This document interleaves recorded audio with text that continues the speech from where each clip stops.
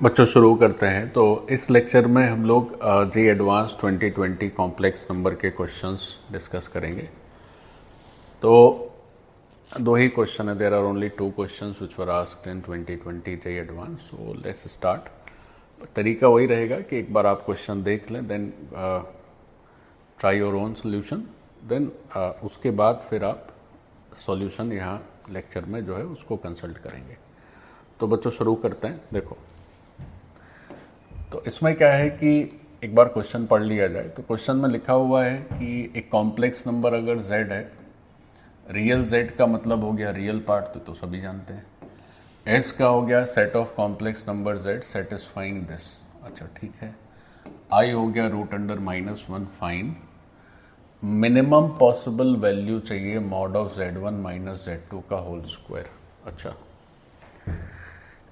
और z1 और z2 के बारे में कह रहे हैं कि both these numbers belong to capital S। मतलब S का मतलब हो गया कि वो जो सेट है कॉम्प्लेक्स नंबर का, वे सेटिस्फाई दिस इक्वेशन। और फिर एक बात और कही है कि रियल पार्ट z1 पॉजिटिव है और z2 का रियल पार्ट नेगेटिव है। तो ये सब चर्चा है। तो अब देखो, इसमें अगर इसको सॉल्व किया जाए तो आपको इंफॉर्मेशन के नाम पर बच्चों एक ही बात की जानकारी है, दैट इज कि ये जो z⁴ है minus mod z⁴, this is equal to 4iz², है ना। फॉन्ट थोड़ा सा इसका पतला हो गया, मोटू कर देते हैं, ठीक है। तो ये जो है वो 4iz² है। बस इतनी ही जानकारी है। अब इतनी जानकारी को यूज करके अपने को z बताना है। अच्छा, इनका ये भी कहना है कि z तो डायरेक्ट नहीं पूछा, इन्होंने ये पूछा है कि out of z represented by this equation आपको क्या करना है, mod of z1 minus z2 के स्क्वायर की मैक्सिमम वैल्यू बतानी है। मतलब ये हुआ कि इससे जो भी z रिप्रेजेंट हो रहे हैं, मान लेते हैं कोई कर्व ही है, तो उस कर्व पर नियरेस्ट कौन कौन से 2 z हो सकते हैं, बस इसकी बात है। तो z1 माइनस z2 का मॉडुलस मतलब हो गया उनके बीच का सेपरेशन डिस्टेंस। तो मिनिमम डिस्टेंस की बात हो रही है। तो आप कैसे करोगे? तो अगर ये कर्व की इक्वेशन आ जाए in terms of x and y तो बहुत इजी हो जाएगा, है ना। तो आपके दिमाग में यही चलना चाहिए कि अगर इस कर्व की इक्वेशन, इसका लोकस बेसिकली निकालना है। और यहाँ पर ये लिखा हुआ है कि जो z1 और z2 की बात बोली है, इसमें real part of z1 positive और real part of z2 negative है। यानी एक का रियल पार्ट पॉजिटिव, एक का रियल पार्ट नेगेटिव। ओके, तो क्या थॉट आ सकते हैं, कैसे होगा ये? तो सबसे बेसिक थॉट तो जनरली कॉम्प्लेक्स नंबर में यही होता है कि अच्छा सर ऐसा कर लें, अगर z को x प्लस iy रख दिया जाए तो ये थॉट यहाँ पर थोड़ा सा डिफिकल्ट होने वाला है। क्यों? इसलिए क्योंकि z⁴ भी है बच्चों, तो फिर पावर 4 करेंगे तो काफ़ी प्रॉब्लम हो सकती है, तो उसको छोड़ो। अच्छा, फिर अब जैसे मन में लोकस की बात आ रही है, तो locus in terms of x and y सोचना है। तो अगर ऐसे सोच रहे हैं कि z को सर मॉड z से थीटा कर दें, तो भी कोई बुद्धिमानी तो नहीं है, क्योंकि फिर थीटा फंस जाएगा और हमें तो चाहिए एक्स वाई में सिंपल इक्वेशन। तो सबसे बेस्ट तो यही होता, लेकिन ये पावर 4 के चलते थोड़ा सा दिक्कत है। अच्छा, यहाँ तो पावर 4 है तो इसमें तो कोई दिक्कत नहीं, क्योंकि रूट की पावर 4 करेंगे तो ओवरऑल, हाँ, फिर उसमें भी एक्स की पावर 4 और वाई की पावर 4 ही आएगी, ठीक है। तो इसमें भी ठीक ही तो नहीं लग रहा है। तो फिर कुछ और ट्राई कर सकते हैं। तो कुछ और ट्राई ऐसे कर सकते हैं, देखो ऐसे सोचो कि ये z² दिया हुआ है, तो बच्चों ये z⁴ है, इसको z लिख लेते हैं और उसका स्क्वायर कर दिए, and this is equal to 4iz², है ना, लाइक दिस। अब इसको सॉल्व करना है। अच्छा, सबको एक साथ लिख लेते हैं, then we will see what happens. तो z² बाहर कॉमन हो गया, अंदर हो गया z², इधर हो जाएगा z⁻ का स्क्वायर, और ये हो जाएगा माइनस का 4i इज इक्वल टू 0। अब देखिए जिन दो z की बात करी है वो ज़ीरो तो बिल्कुल नहीं है, क्योंकि उस पहले क्वेश्चन में लिख दिया है कि रियल पार्ट ऑफ z1 एक का पॉजिटिव और एक का नेगेटिव। तो इसका मतलब ये हो गया कि इसको ही ज़ीरो होना चाहिए, है ना। हाँ तो ठीक है, ये तो ज़ीरो है नहीं, तो इसी को ज़ीरो होना चाहिए। तो z स्क्वायर माइनस z बार का square and this must be 4i। अब ये ठीक जा रहा है, ठीक ऐसे जा रहा है क्योंकि आपके पास अगर z स्क्वायर माइनस जेड बार का स्क्वायर दिख रहा है तो आप उसको ऐसे तो कर ही सकते हैं, z minus z bar into z plus z bar, this is equal to 4i, है ना बच्चों। और अगर z की वैल्यू को से x प्लस आई वाई लिखा जाए तो बिल्कुल z, जब हम बेसिक कॉम्प्लेक्स नंबर की अलजेब्रा पढ़ते हैं तो हम सीखते हैं कि अगर z और z बार को आप ऐड कर दोगे तो जैसे अगर से ये है x प्लस आई वाई तो z बार क्या हो जाता है बच्चों, x minus i y. So if you add these two z and z bar तो इमेजिनरी पार्ट कैंसिल हो जाता है, तो z plus z bar is nothing but 2x, और z में से जब आप z बार को सपरेट कर देते हो this is nothing but 2iy and this is 4i। तो बहुत बढ़िया हो गया। तो देखो 4i कैंसिल हो जा रहे हैं, तो ये तो बहुत अच्छा हो गया। देखो लोकस आ गया बच्चों, तो ये xy equal to 1, this is the locus of above equation above given z। लेकिन क्वेश्चन में ये नहीं पूछा है कि लोकस बताइए z का, तो ये तो एक रेक्टेंगुलर हाइपरबोला है। क्वेश्चन में ये पूछा है कि इस पर जो भी z लाई करेंगे तो ऐसे दो z हैं z1 और z2 जिसमें एक का रियल पार्ट है पॉजिटिव, एक का रियल पार्ट है नेगेटिव, तो आपको उनके बीच का जो मिनिमम सेपरेशन है उसका स्क्वायर बताना है ना। तो अब शायद ये तो आसानी लग रहा है यहाँ से, कैसे, क्योंकि ये तो आपके लिए बहुत ही फैमिलियर कर्व है। एक्स वाई इक्वल टू 1 को जब हम ड्रॉ करते हैं तो इस तरह से ड्रॉ करते हैं, ये रेक्टेंगुलर हाइपरबोला हो जाता है। तो इस रेक्टेंगुलर हाइपरबोला में एक पॉइंट ये 1,1 हो जाएगा और एक पॉइंट ये -1,-1 हो जाएगा। ये हमारे लिए येलो कलर से जो मैंने ड्रॉ करी ये कोऑर्डिनेट एक्सिस का काम करेंगी।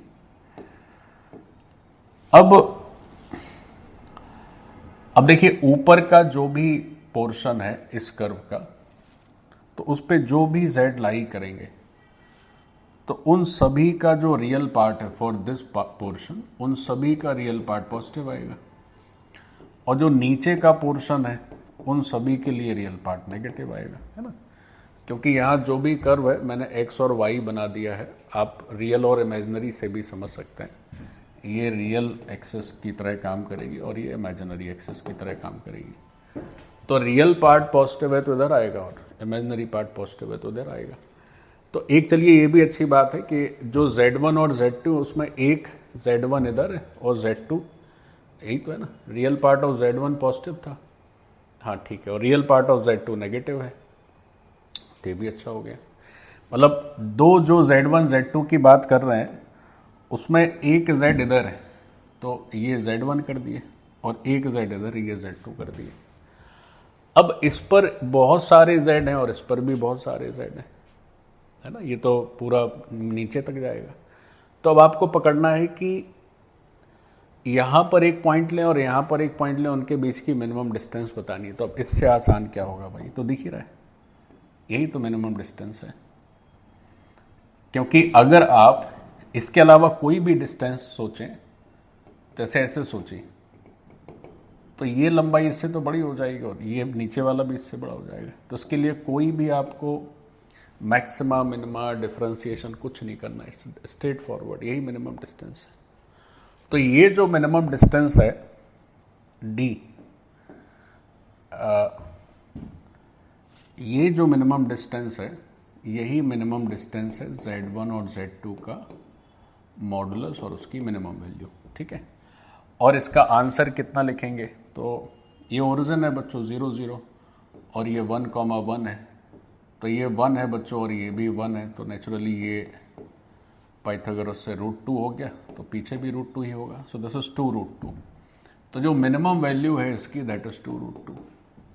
और क्वेश्चन में आपसे क्या पूछा है? क्वेश्चन में आपसे ये पूछा है कि Z1 माइनस Z2 का जो मॉड का जो मिनिमम वैल्यू है उसका स्क्वायर बताना है। तो 2√2 का स्क्वायर 8 हो जाएगा। So this is all that we need to do in this question. तो देखो अब ये थोड़ा देखने में शुरू में डरावना है, बट आप ये देखें कि यार इसमें x प्लस आई वाई लिखना तो कोई बुद्धिमानी नहीं है, तो फिर जेड स्क्वायर कॉमन ही आ गया और वो नॉन ज़ीरो था तो बगल वाला ज़ीरो होगा, और जैसे ही उसको हमने सॉल्व किया तो 2 मिनट में काम हो गया। ठीक है, so this is done complete. बच्चों दूसरे क्वेश्चन को देखो, है ना, ये जो भी किया उसका भाई है, 2020 में ये भी आया हुआ है। क्या बोलता है जरा देखो। अच्छा यहाँ भी सेट एस लिखा है, तो देखो वहाँ भी सेट एस लिखे थे तो उन्होंने कॉपी मार दिया इसको। कह रहे हैं कि जो सेट एस है वो क्या कह रहे हैं, कॉम्प्लेक्स नंबर जेड का सेट है जो इस इक्वेशन को सेटिस्फाई करती है। अच्छी बात है। तो which of the following statements is are true, मतलब ये आई थिंक मल्टीपल करेक्ट रहा होगा। तो इसमें 3 ऑप्शंस दिए, ए बी और सी में तो इनइक्वालिटी टाइप का कुछ दिख रहा है, और डी में कह रहे हैं कि सेट एस में एग्जैक्टली 4 एलिमेंट्स हैं, so there are all together 4z which satisfy this number. ठीक है, विच सेटिस्फाई दिस इक्वेशन। तो भाई करो सॉल्व, कैसे हो। अब देखो जैसे आपको सामने दिया है तो जो गिवन इंफॉर्मेशन है उसमें तो बस एक ही बात दी है कि मॉड के अंदर z square plus z plus 1 is equal to 1, और तो कुछ है नहीं। अच्छा, फिर mod z less than equal to 2 एक बात हो रही है, और फिर mod of z plus half, उसमें 2 ऑप्शन है। तो mod of z plus half तो इसमें नजर आ रहा है, देखो कैसे। तो mod of z plus half तो इसमें एकदम क्लियर कट नजर आ रहा है, इसको आप ऐसे तो लिख ही सकते हैं, है ना। तो Z square plus 1/4 plus Z आएगा, और 1/4 है जबकि यहां पर 1 है तो 3/4 हो जाएगा, दिस इज 1, ऐसा ये तो दिख ही रहा है। लेकिन इसमें ये पूछा है कि mod of z plus half either it is less than equal to 1 और greater than equal to, sorry less than equal to 1/2 और greater than equal to 1/2। This is all that you need to figure out. तो ये जो है 1/2 से बड़ा है या छोटा है ये बताना है। तो अब तुम ये कैसे करोगे? तो अब ये तो काफ़ी आसान लग रहा है। इसमें हम लोग ट्राइंगल इनइक्वालिटी का यूज़ तो कर ही सकते हैं बच्चों। तो ट्राइंगल इनइक्वालिटी के यूज़ से देखते हैं क्या होता है। तो इसको ऐसे लिख सकते हैं कि इसकी जो भी वैल्यू है वो mod of z plus half minus 3/4 से ग्रेटर देन इक्वल टू और less than equal to mod of z plus half का स्क्वायर प्लस 3/4, यही होता है ना। तो ये जो एक्सप्रेशन है इसकी बेसिकली हमने रेंज लिख ली, और ये हम ट्राइंगल इनइक्वालिटी में पढ़ते हैं। हमने क्या किया कि एक कॉम्प्लेक्स नंबर ये अज्यूम कर लिया और दूसरा ये अज्यूम कर लिया, इतना ही सा काम है।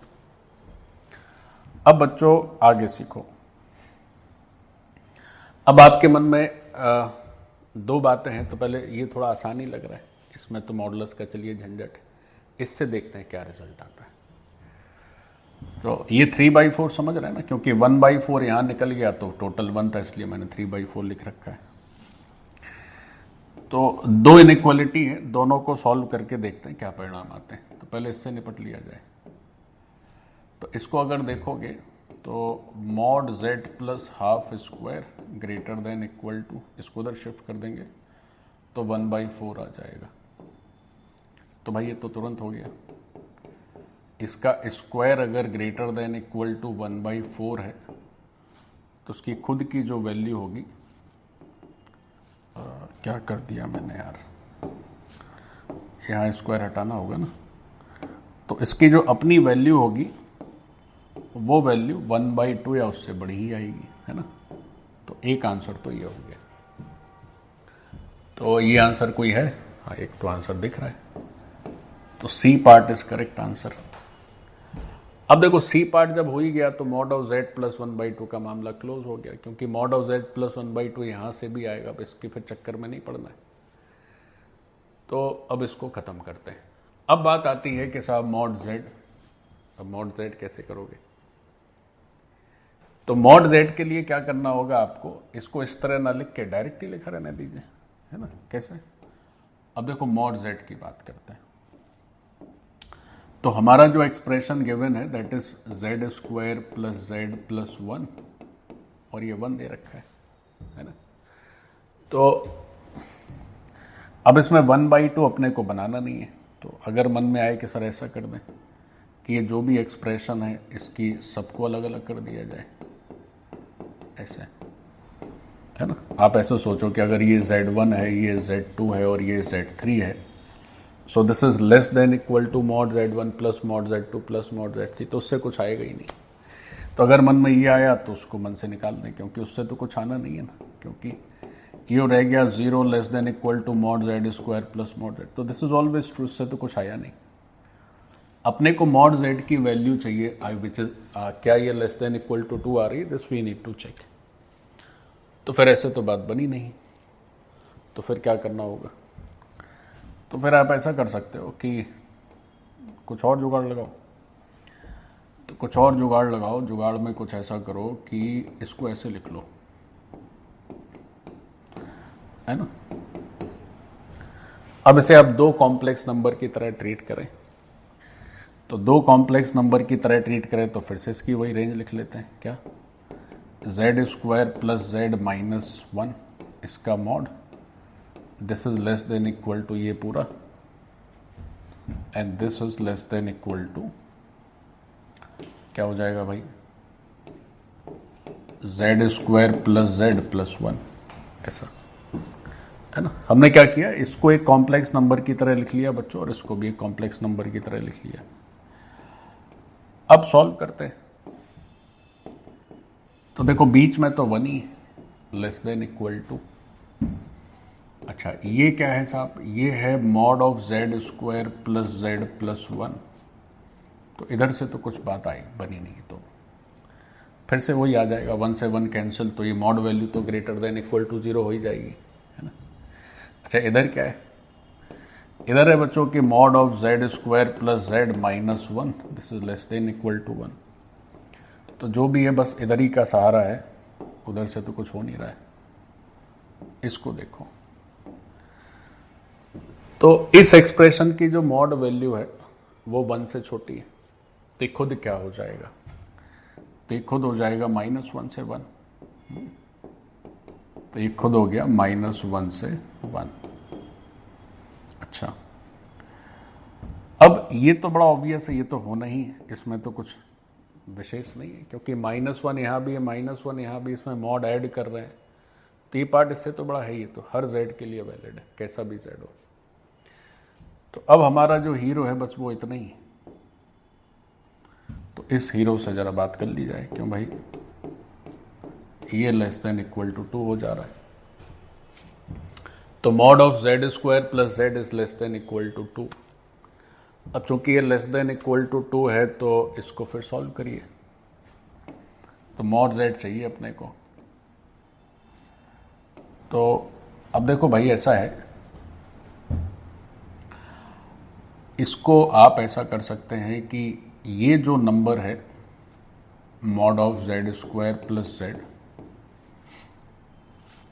इसकी भी वैल्यू अगर लिखी जाए तो ऐसे लिखी जा सकती है ना, इसमें भी ट्रायंगल इनइक्वालिटी यूज कर सकते हैं, क्योंकि हमें अब इसको बस यही हमारे लिए आखिरी सहारा है, इसी से काम चलाना है, और इसमें भी मॉड z को अलग करना पड़ेगा, तभी ना मॉड z की वैल्यू पता चलेगी। तो देखो अगर तुम यहां पर 2 रखते हो, तो 2 रखते हो तो एक इनइक्वालिटी तो सामने से दिख रही है, और एक इनइक्वालिटी ये पीछे वाली नजर आ रही है। लेकिन आप ये देखें, नहीं 2 तो नहीं ना लिख सकते, सॉरी गलत हो गया, 2 नहीं लिख सकते, ये सब गड़बड़ा गया मामला। ये क्या है कि जो mod of Z square plus Z है ये लेस देन इक्वल टू 2 दिया हुआ है। अच्छा, इसकी वैल्यू इस रेंज में हो सकती है।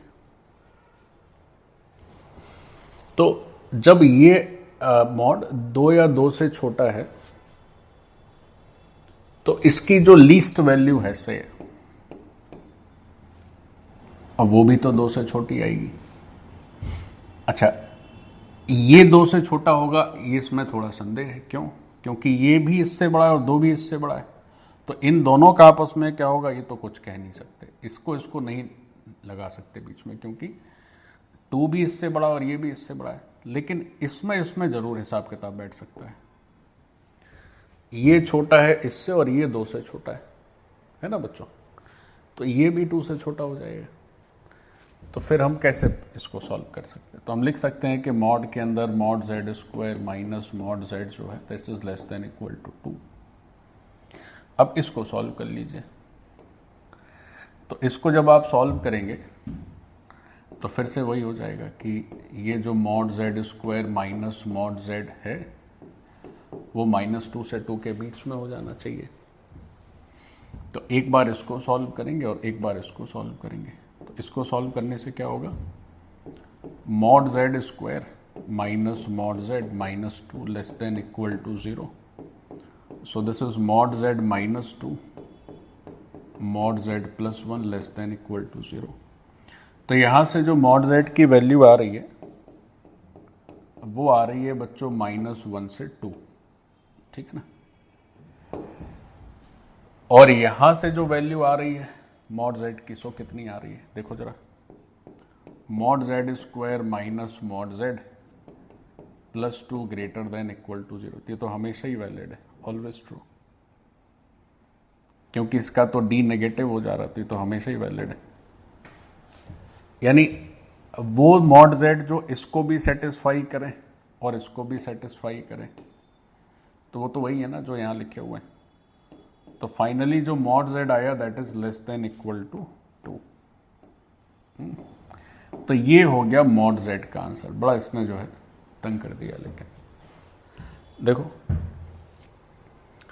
देखो देखो, पहला वाला तो वो जो मॉड जेड प्लस हाफ, तो वो तो सेकेंड्स में आ गया। अब दूसरे वाले में क्या है? दूसरे वाले में पहले हमने ऐसे सोचा तो उससे कुछ आई ही नहीं। फिर हमने कहा अच्छा एक काम करो, इन दो को एक साथ कर लेते हैं। तो इन दो को एक साथ कर लिए, तो इन दो को एक साथ कर लिए तो आगे से कुछ नहीं आया, फिर पीछे वाले को किया, है ना? तो फिर ट्राइंगल इनइक्वालिटी का ये बढ़िया क्वेश्चन है बच्चों। Finally you are getting mod z less than equal to 2। तो क्या हमारे पास ऐसा कुछ ऑप्शन है mod z less than equal to 2 type का? है तो यार, तो यही सही हो गया। अब सेट एस एस 4 एलिमेंट, इसका तो कोई सेंस ही नहीं है। 4 एलिमेंट कैसे? बहुत सारे हो सकते हैं, है ना? तो ये जरूर कह सकते हैं कि mod z less than equal to 2 and z plus half का modulus greater than equal to half. So this is done. तो ये क्वेश्चन था अपना ट्राइंगल इनइक्वालिटी पर बेस्ड। तो देखिए जो 2020 में जो 2 क्वेश्चन आए कॉम्प्लेक्स नंबर के 2020 में, तो एक क्वेश्चन तो सिंपल कॉम्प्लेक्स नंबर की अलजेब्रा पर बेस्ड है। उस क्वेश्चन में आपको ये पता होना चाहिए रेक्टेंगुलर हाइपरबोला क्या होता है। तो आप जब भी कैलकुलस पढ़ते हैं, जब फंक्शन पढ़ते हैं, तो शुरू में जो ग्राफ रहते हैं उसमें तो आपको बता ही जाता है। तो उसका भी सब कॉपी में रहता ही है आपके, और ये भी आपके नोटबुक में रहता ही है ट्राइंगल इनइक्वालिटी। तो ये दोनों ही क्वेश्चंस ठंडे दिमाग से करते तो आप मीन्स कर सकते हैं, डुएबल हैं। So these are good questions of course, but not very very difficult, ऐसा तो नहीं है ना। तो चलिए बच्चों, ये सेशन कंक्लूड करते हैं, फिर नेक्स्ट सेशन में मुलाकात होगी। डन।